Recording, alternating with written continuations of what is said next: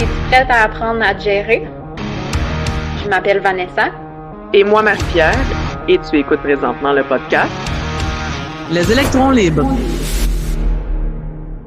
Allô Marie-Pierre. Bon matin! Bon matin! Aujourd'hui, on parle de conflits décisionnels. On fait une suite à l'épisode de comment dire non. Fait que on a appris des phrases, on a appris à parler, à formuler.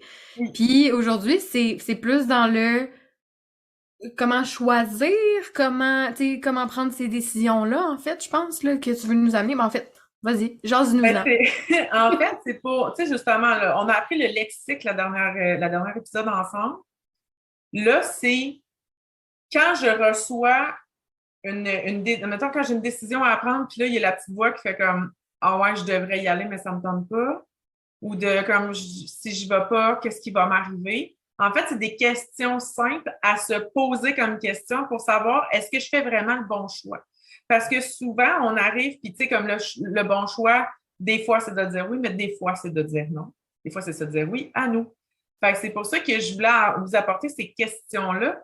Puis on va y aller d'un exemple vraiment simple. Il n'y a pas de hasard pour qu'on en parle aujourd'hui. Parce que là, on s'en va vers les parties de Noël. Et là, si vous voyez la face à Vanessa, on s'en est parlé quand j'ai dit ce matin, parce que ce matin, j'ai préparé l'épisode.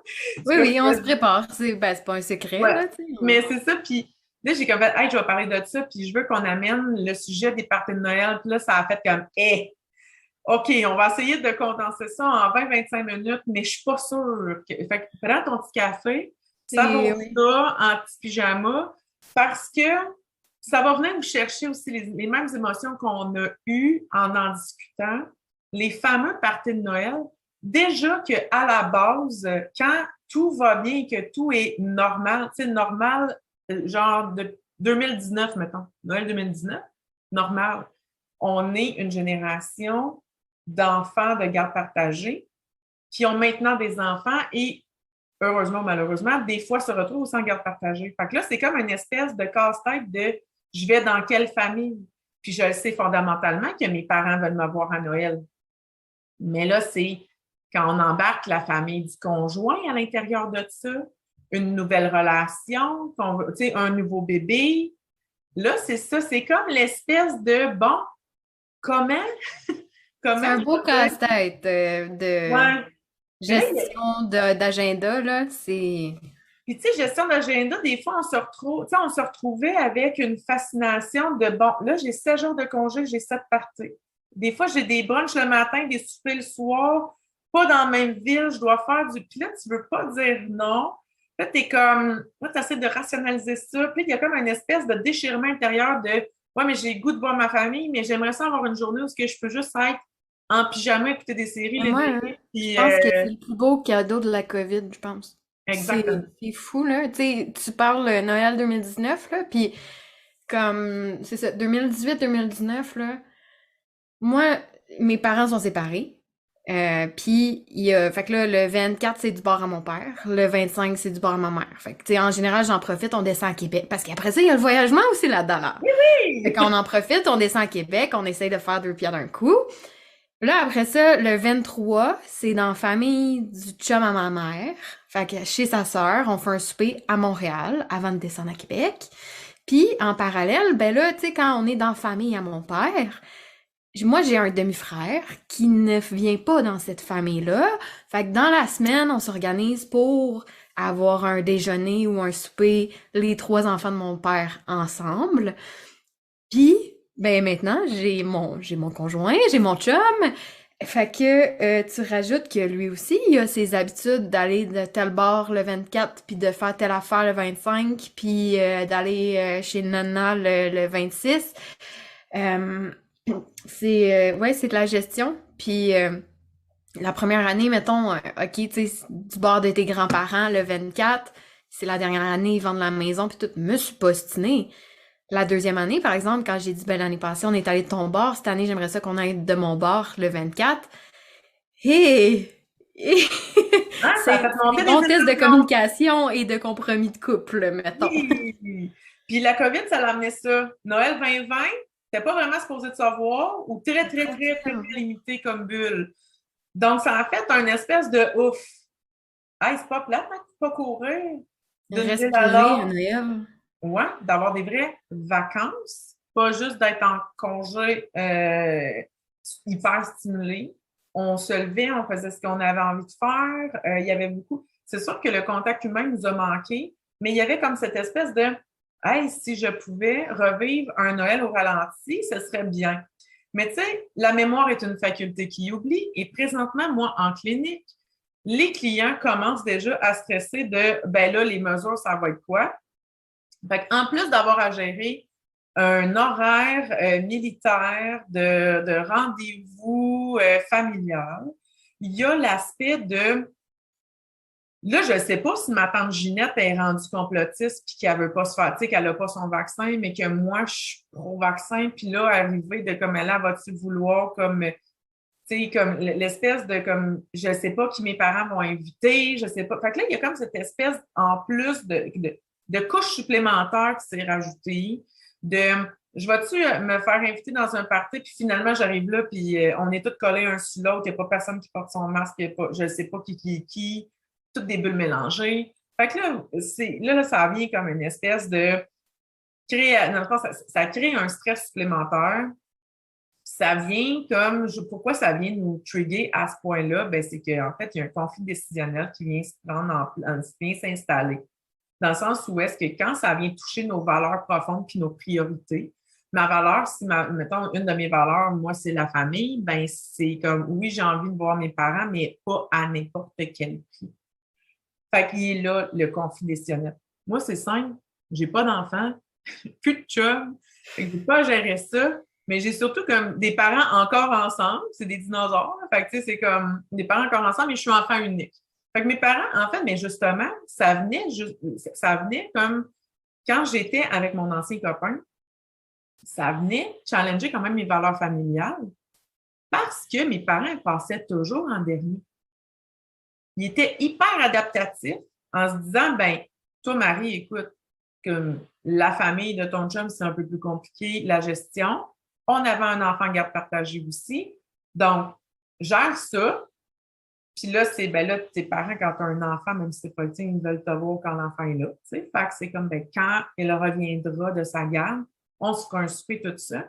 Mais j'étais juste comme, hey, j'ai travaillé en télévision, à travailler pendant 16 ans de temps à Noël puis au jour de l'an.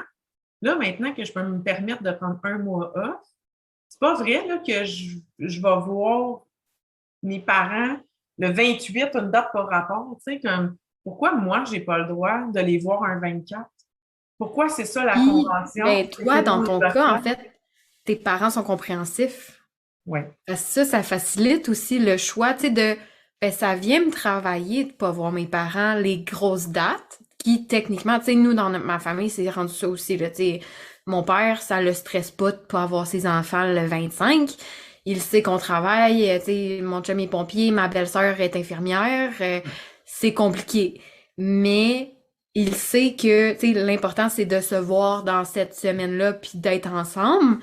Mais quand c'est ça, avec des gens compréhensifs de c'est correct, on se verra dans ces eaux-là, versus quelqu'un qui tient son bout puis qui se fâche puis qui devient très émotionnel par-dessus puis qui se fait sentir mal parce que tu peux pas être là ou que tu as un choix à faire. Là, t'es pogné entre l'arbre et l'écorce puis tu sais pas de quel bord aller, là, tu sais, ça fait que...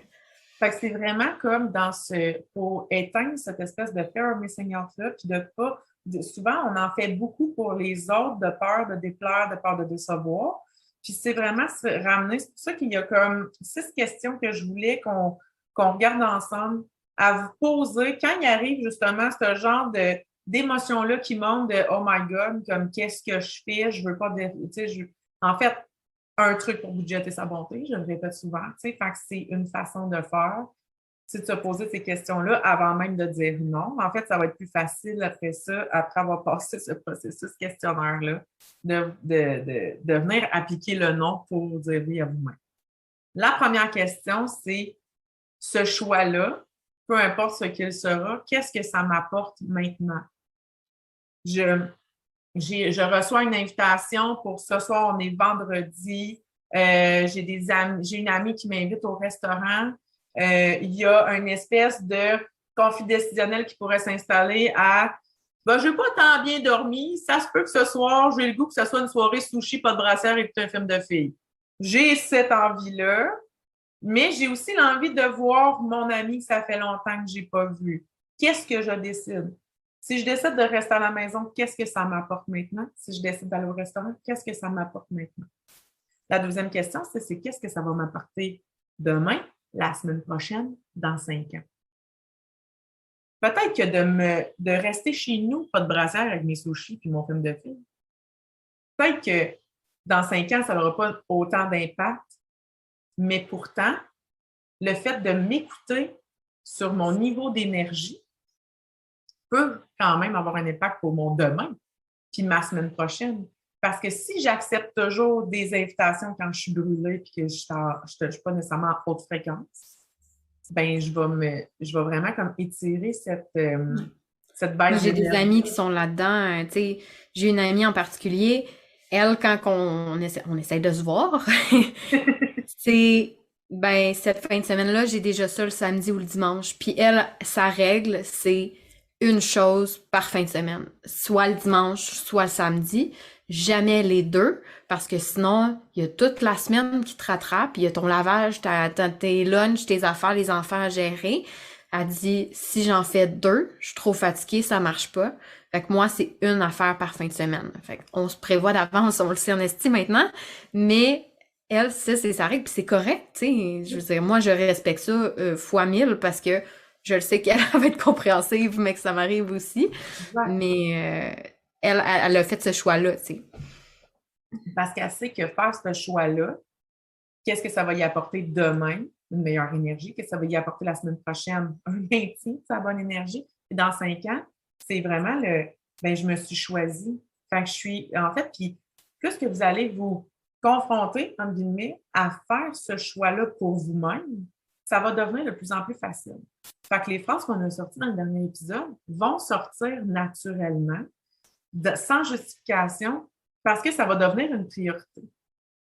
Ensuite, la phrase suivante, c'est « Puis-je facilement ou rapidement le remplacer, le substituer, le combler autrement? » Souper avec mon ami.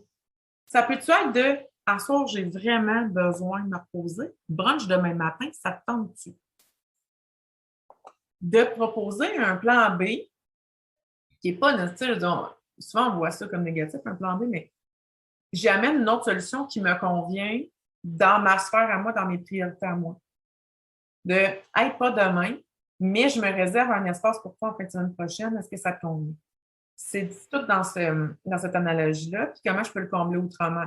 Si je décide d'aller d'aller au souper avec une de mes amies, puis que j'ai pas mon me time, ben il va faire comment je peux le combler autrement? Ben, est-ce que ça va être je vais revenir un peu plus tôt, puis je vais me prendre un bain à mon retour, comme pas de cellulaire, juste comme pour me calmer avant d'aller dormir, puis ça va initier mon sommeil dans une routine pré-dodo. Fait que c'est vraiment de comment se créer nos propres solutions. Plutôt que de faire comme « Oh my God, montagne de problèmes ». Non, c'est pas des problèmes. On fait un plan, puis on accepte le plan. 4e phrase, est-ce possible que je sois grandement influencée par quelqu'un ou quelque chose? Est-ce que cette influence m'aide réellement à prendre une décision? Exemple, tu pourrais m'arriver avec un « Hey là, nanana, mon chum, il veut qu'on aille dans sa famille le 24, mais là, c'est spécial, c'est la dernière, tu sais, je suis enceinte, mon père voudrait me voir, puis tu sais. » Là, si tu m'en parles, je dis « Ben voyons, ça n'a pas de bon sens, t'écoutes jamais, nanana. » Ben ça se peut que tu sois influencé négativement à prendre une décision parce que moi, ce que je te projette dans la façon que je te parle, c'est mes limites à moi. Moi, ce que je suis en train de dire, c'est comme, ben voyons donc. Comme, au pire, aller dans chacun de votre famille, moi, ça serait quelque chose qui ne me dérangerait pas. Pour d'autres, ça pourrait être comme genre, oh my God. La deuxième année, c'était ça. Après la vente de la maison, tu sais, le 24. Ouais. La deuxième année, c'était, ben, parfait, mon homme. Si toi, tu veux aller dans ta famille, tu vas y aller tout seul. Puis moi, je vais aller dans ma famille parce que l'année passée, c'était ça. Puis moi, je veux voir mes mononcles, mes matantes qu'on voit pas tout le temps. Fait que moi, c'est le choix que j'avais fait, tu sais. Finalement, il est venu avec moi, mais... Mais souvent, c'est que on demande l'avis de quelqu'un comme pour valider l'idée qu'on a déjà. Puis des fois, ça nous fait changer d'idée. Puis t'es comme rendu sur place, t'es comme, hey, j'aurais dû écouter ma première idée, mettons.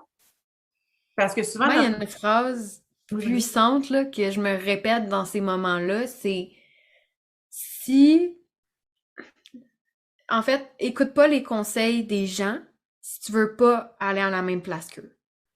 Là, je l'ai sûrement comme baragouiné, ou tu sais, je sais plus c'est dans quel sens, là, mais si, mettons, puis là, c'est parce que c'est souvent dans des mindsets, puis dans des développements plus d'entreprise ou money mindset, là, tu sais, tu sais, si tu dis, moi, je veux être millionnaire, puis que tu parles à quelqu'un qui est endetté, ben, peut-être que c'est pas une bonne idée d'écouter ses conseils à lui, tu sais. Même si c'est quelqu'un de très, très proche que t'aimes beaucoup, il sait pas gérer son argent. Fait que d'écouter des conseils de gens qui ont la même vision Tu vas te ou rendre à la qui même place sont où est-ce qu'eux. que tu veux aller ou quoi que ce soit et non pas quelqu'un qui va te tirer par en arrière, tu sais. Ouais. Fait que c'est de choisir à qui tu demandes conseil aussi puis de choisir qui t'écoute. Oui, oui, oui, oui. OK, ça, là, on le dira jamais assez. De là, le Marie Kondo environnemental. Choisissez de qui, justement, vous pouvez vous entourer de plein de monde, mais comme il y a une partie de vous, que c'est pas nécessairement tout le monde qui a besoin de savoir, surtout si c'est par rapport au conseil. C'est un super bon point que tu pas. La cinquième phrase, c'est, et écoute bien ça, est-ce que je serais prêt à y mettre l'investissement en temps et en énergie? Si je Ouais, parce que tout décide, coûte quelque chose, tu sais. oui, ça coûte surtout, au-delà de l'argent, ça coûte ton temps et ton énergie.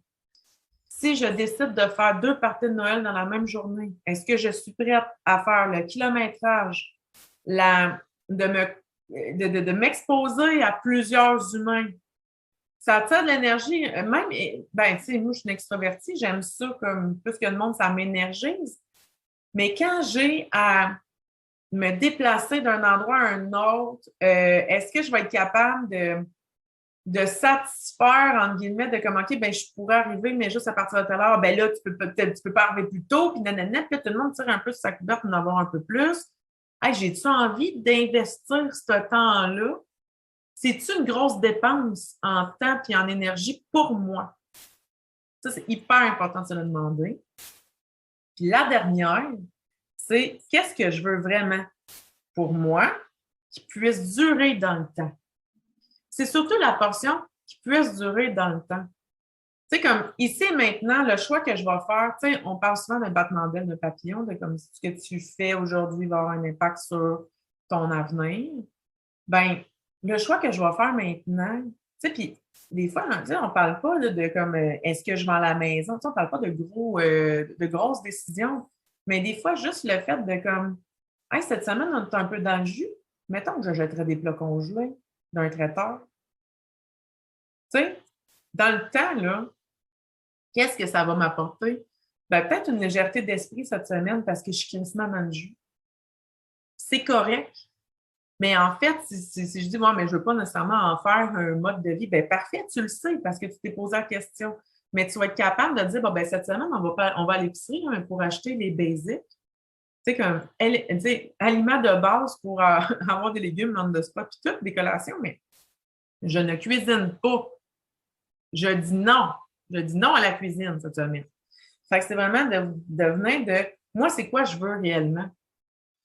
Si ça vous tente, durant le temps de Noël, de vous garder une journée à écouter Ciné Cadeau en mangeant des pâtes aux tomates, faites-le.